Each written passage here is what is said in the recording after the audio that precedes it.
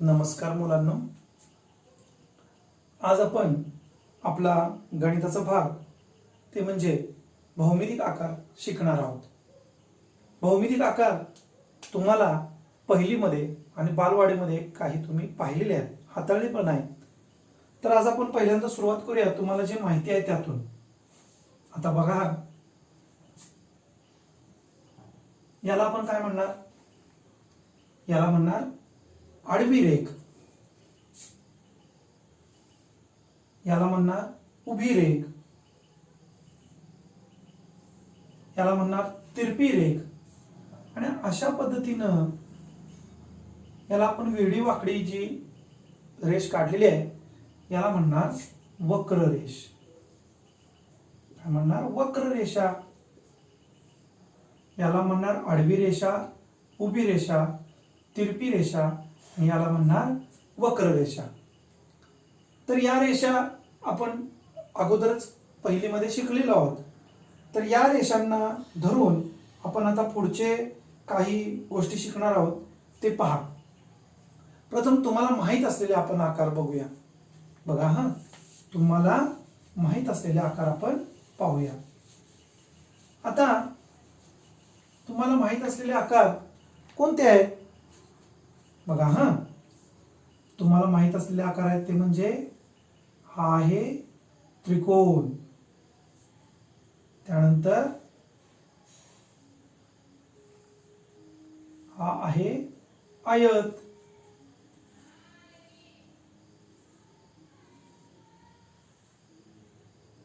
हा आहे चौरस. आता यामध्ये याला आपण म्हणणार वर्तुळ. मुलांनो, हा वर्तुळ आता मी हाताने काढलेला आहे. तर याला आपण म्हणणार वर्तुळ. प्रथम हे जे भौमितिक आकार आहेत त्रिकोण, आयत, चौरस आणि वर्तुळ. तर यामध्ये आज आपण महत्त्वाचं शिकायचं आहे ते म्हणजे कडा व कोपरे. आता तुमच्या आसपास आजूबाजूला विविध वस्तू असतात. पहा, आता मी एक वस्तू तुम्हाला दाखवतो म्हणजे तुमच्या लक्षात येईल. आता इथं जर आपण पाहिलं तर बघा मुलांना, प्रथम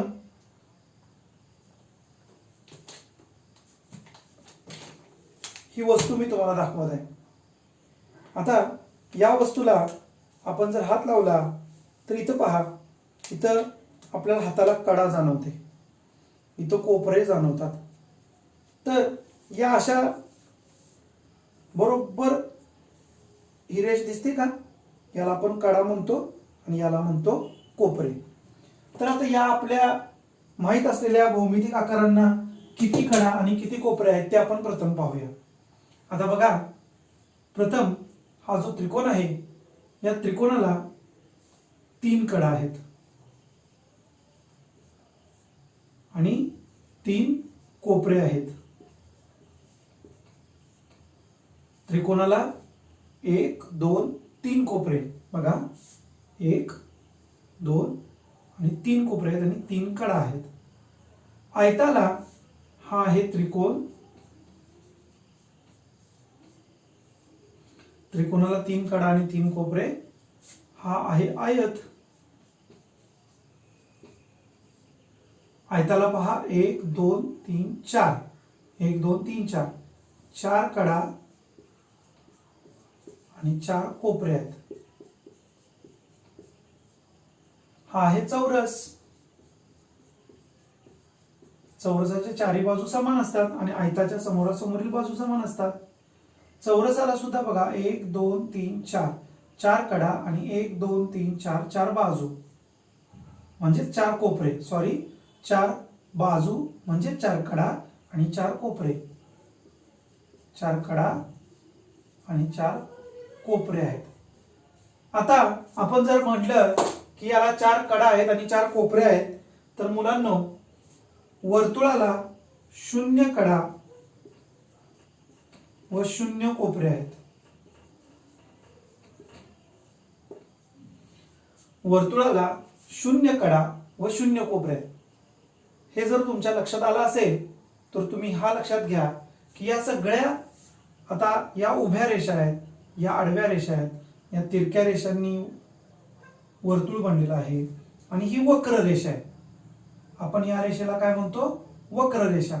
तर वर्तुळ वक्र रेषेने बनलेला आहे, त्रिकोण तिरक्या रेषांनी बनलेला आहे, आयत आडव्या आणि उभ्या रेषांनी बनलेला आहे, चौरस पण आडव्या आणि उभ्या रेषांनी बनलेला आहे. तर त्रिकोणाला 3 कोपरे आणि 3 कडा आहेत, आयताला 4 कडा आणि 4 कोपरे आहेत, चौरसाला 4 कडा व 4 कोपरे आहेत आणि वर्तुळाला 0 कडा व 0 कोपरे आहेत. तर आता हे आपल्याला आपण खूप छान रीतीने सोप्या पद्धतीने तुम्हाला माहिती करून दिलेला आहे. तर याच्या बरोबरच आपल्याला दुसरीला काही आणखी वस्तू आहेत त्यांची माहिती आता आपण पाहूया. हे 4 भौमितिक आकार आपण पाहिले, यांना भौमितिक आकार असं म्हणतात. तर या 4 भौमितिक आकारांना आपण किती कडा आणि किती कोपरे असतात हे पाहिलं, वक्र रेषा पाहिली. आता काही आपल्याला नवीन आकार की जे आपल्याला आपल्या गणिताच्या पुस्तकामध्ये आहेत ते आपण पाहणार आहोत. तर पहिली जे आपल्याला वस्तू आपण पाहणार आहोत किंवा जो भौमितिक आकार आहे तो आपण पाहणार आहोत, तो भौमितिक आकार कोणता? तर सगळ्यात पहिला आहे ती म्हणजे इष्टिकाचिती. आता हा शब्द तुमच्यासाठी नवीन असणार आहे. आता इष्टिकाचिती कुणाला म्हणायचं?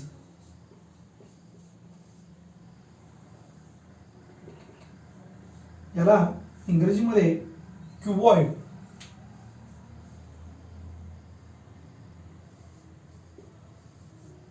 असे म्हणतात. इष्टिकाचिती हा आकार तुमच्या आजूबाजूला सुद्धा पाहून येतो. आता तुमच्याकडे कंपास असेल तर त्या कंपासला इष्टिकाचितीचा आकार असं म्हणतात. आता हे बघा, इथं माझ्याकडे कंपास आहे, हे पहा, हा कंपास म्हणजे इष्टिकाचितीचा आहे.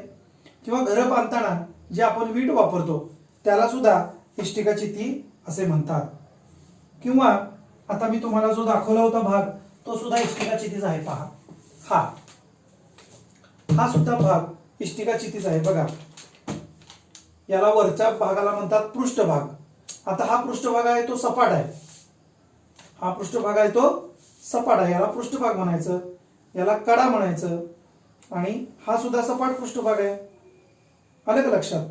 तर आता याला इष्टिकाचितीला किती कडा आणि किती कोपरे आहेत असं आपण पाहू.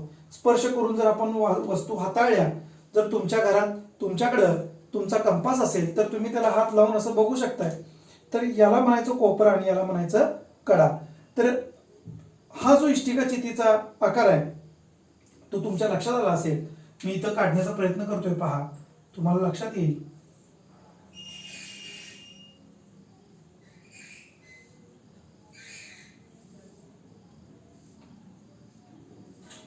हा, तर याला इष्टिकाचितीचा आकार असे म्हणतात. आता हा समोरचा दिसणारा भाग आहे, त्याला इकडे पण माग भाग आहेच. म्हणजे या इष्टिकाचितीला बरोबर किती कडा आहेत जर आपण पाहिलं तर आपण मोजूया. बघा, 1 2 3 4 आणि या खालच्या 4, 1 2 3 4. म्हणजेच इष्टिकाचितीला एकूण कडा आहेत 8. किती कडा आहेत? 8. आणि कोपरे किती आहेत पाहू. आता या आकारामध्ये मी इथं जी आकृती काढली त्या मागच्या बाजूला असलेले आकार तुम्हाला दिसत नाहीत. मी तुटक रेषांनी तो मागचा आकार दाखवण्याचा, मागच्या रेषा दाखवण्याचा प्रयत्न करतो.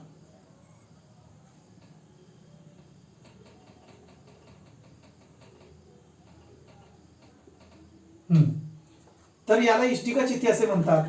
हा सुद्धा इष्टिकाचिती आहे. मी तुम्हाला दाखवलेला कंपास असेल किंवा तुमच्या घरातला कंपास असेल किंवा तुमच्या घरात तिजोरी असेल, उभी तिजोरी असते, त्याला सुद्धा इष्टिकाचिती असे म्हणतात. बघा, मी इथं काढण्याचा प्रयत्न करतोय.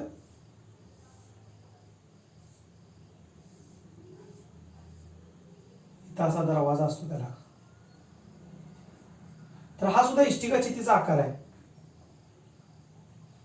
एकूण इष्टिकाचितीला कोपरे 8 आणि कडा 8 असतात.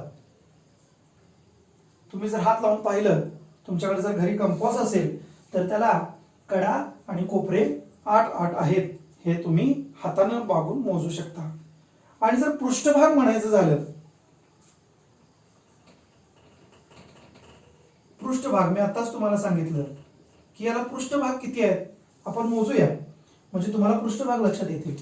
पहा इथं आता हा जो इष्टिकाचितीचा आकार आहे याचे पृष्ठभाग आपण मोजूया. पहा आपण कडा मोजल्या, 1 2 3 4 5 6 7 आणि 8 कडा आहे त्याला. कोपरे पण 1 2 3 4 5 6 7 आणि 8 कोपरे आहेत. तर आता याला एकूण पृष्ठभाग किती आहेत ते आपण पाहू. 1 2 3 4 5 आणि खालचा 6 आणि महत्वाचं म्हणजे हे सपाट आहेत पृष्ठभाग सगळे. इष्टिकाचितीला पृष्ठभाग किती आहे 6 आणि सर्वच्या सर्व पृष्ठभाग हे सपाट पृष्ठभाग आहे, हे तुम्ही लक्षात घ्या. सर्वच्या सर्व पृष्ठभाग हे कसे आहेत तर सपाट पृष्ठभाग आहेत. तुम्हाला असं लक्षात आलं असेल की हा जो आकार आहे इष्टिकाचिती याला कडा 8 कोपरे 8 आणि पृष्ठभाग 6 आहेत.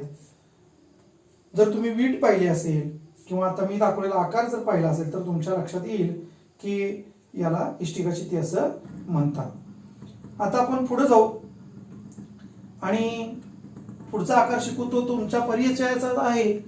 आता तो तुमच्या परिचयाचा आकार म्हणजे कोणता, तर तुम्ही वाढदिवसाला तुमच्या मित्राच्या किंवा मैत्रिणीच्या वाढदिवसाला गेल्यानंतर तुम्हाला जी टोपी डोक्यावरती घालायला देतात किंवा तुम्ही आईस्क्रीम खाता, आईस्क्रीम खाताना आईस्क्रीमचा जो कोन असतो त्याला सुद्धा एक आकार आहे आणि त्या आकाराला नाव आहे शंकू.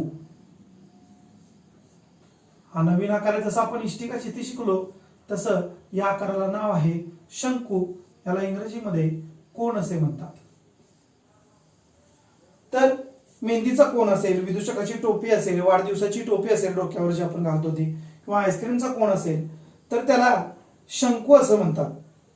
आता शंकूचं एक वैशिष्ट्य आहे. पहा इथे एक मी शंकू तयार केलेला आहे, तो जर तुम्ही पाहिला तर तुम्हाला शंकू लक्षात येईल. पहा इथं एक मी शंकू बनवलेला आहे. आता या शंकूला किती पृष्ठभाग आहेत आणि किती कडा आहेत ते आपण पाहू. कडा किती आहेत आणि कोपरे किती आहेत. तर आता या शंकूचं जर तुम्ही वैशिष्ट्य पाहिलं तर तुम्ही याला हात लावला तर याला कुठेही कडा जाणवत नाही. बघा हा जो सगळा पृष्ठभाग आहे याला म्हणायचं वक्र पृष्ठभाग, कारण ही रेष सरळ आहे. असं असलं की आपण याला वक्र रेषा म्हणतो. तर याचा आकार जर तुम्ही हात लावून पाहिलात तर याला वक्र पृष्ठभाग असं म्हणतात. कसा म्हणतात तर वक्र पृष्ठभाग आहे असं म्हणतात. आणि जर याच्या खाली तुम्ही बघितलात तर याचा जो तळ आहे तो गोल असतो. याचा तळ आहे बघा, हा सपाट वक्र पृष्ठभाग आहे. तळाचा जो भाग आहे त्या तळाच्या भागाला, जो तळाचा भाग आहे त्या तळाच्या भागाला सपाट पृष्ठभाग आहे तो. आणि महत्वाचं म्हणजे ही कडा लागते बघा हाताला, हे बघा ही कडा लागते. म्हणजेच शंकूला एक कड, आणि ती पण कड कशी आहे वर्तुळाकार आहे. इथं कडा नाही आहे शंकूला, इथंच एकच कड आहे, ती पण वर्तुळाकार कड आहे आणि कोपरा सुद्धा एक आहे, तो म्हणजे हा. तर अशा पद्धतीनं शंकूला एक कड आणि एक कोपरा आहे. तर महत्वाचं शंकूला हा जो पृष्ठभाग आहे याला वक्र पृष्ठभाग असे म्हणतात. खालचा पृष्ठभाग आहे तो सपाट आहे आणि याला वर्तुळाकार अशी कडा आहे आणि कोपरा एकच आहे, कोपरा एकच आहे. आता पुढचा आणि शेवटचा जो आकार आहे आणि जो तुमच्या आजूबाजूला अगदी सहजपणे याच्याप्रमाणे शंकूप्रमाणेच आढळून येतो. शंकूचा जर आपण आकार काढायला गेला तर तो अशा पद्धतीनं आढळतो. पहा टोपी असते की नाही, आईस्क्रीमचा कोण असतो, आईस्क्रीमचा कोण असा असतो पहा, आणि इथं आईस्क्रीम असतं असं आईस्क्रीम असतं. तर याला एक कड आणि एक कोपरा आहे.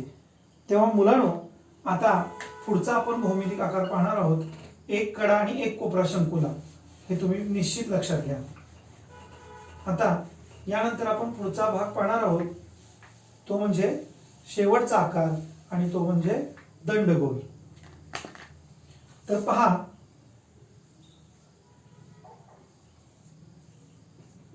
दंडगोल. दंडगोलाला इंग्रजीमध्ये सिलेंडर असं म्हणतात.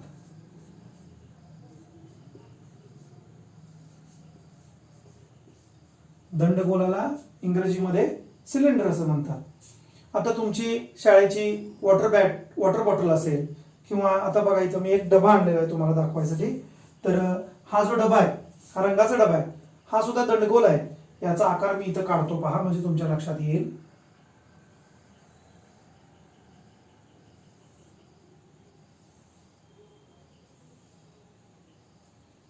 पहा, तर हा झाला दंडगोल.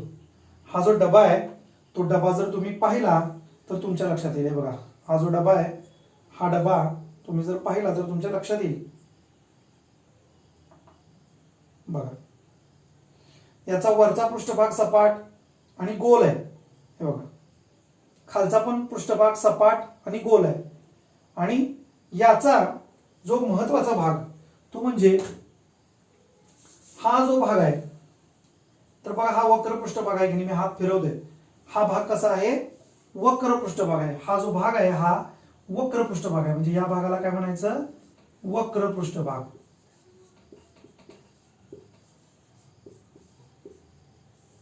हा जो वरचा आणि हा जो खालचा आहे, तो सपाट गोल पृष्ठभाग आहे. सपाट गोलाकार किंवा वर्तुळाकार पृष्ठभाग आहे. इथं पण सपाट पृष्ठभाग. तर अशा पद्धतीनं याला किती कडा आहेत, तर याला 2 कडा आहेत. आता 2 कडा कुठल्या, तर या, ही एक कडा आणि ही एक कडा. ते पण दोन्ही पण कडा या कशा आहेत, दंडगोलाच्या वर्तुळाकार आकाराच्या आहेत. म्हणून या दंडगोलाला सपाट गोलाकार पृष्ठभाग, आणि याला वक्र पृष्ठभाग, आणि याला हे बघा इथं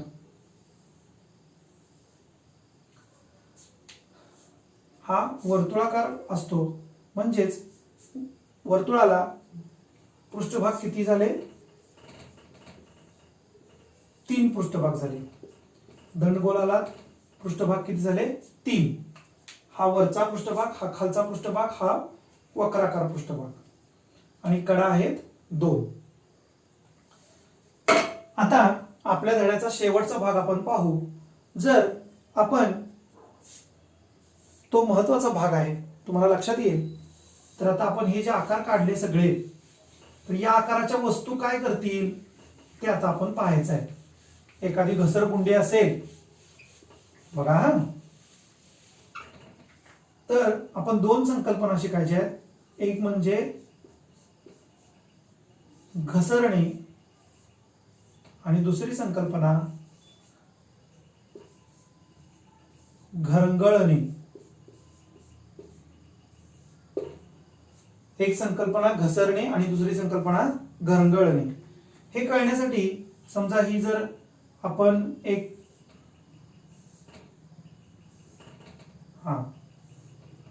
ही समजा आपण घसरगुंडी काढली, आणि या घसरगुंडीवर आपण समजा आपला पेन ठेवला.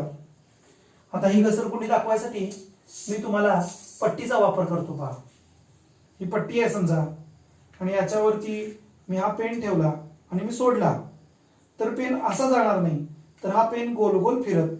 हे बघा, जर मी असं पट्टी ठेवली आणि ही घसरगुंडी असं धरलं, हा आणि पेन धरला, तर पेन मी सोडला असता पेन असा असा घसरत जाणार नाही, तर हा पेन गोल गोल फिरत गोल गोल फिरत तो जाणार आहे.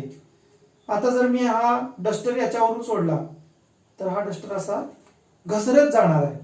तर हा असा सहज असा गेला, एकसारखाच खाली गेला, त्यामुळे याला घसरणे म्हणतात. आणि हाच डस्टर जर असा असा असा फिरून गेला तर याला घरंगळणे असं म्हणतात. समजा आता माझ्याकडे एक चेंडू आहे समजा, किंवा हा गोल आहे.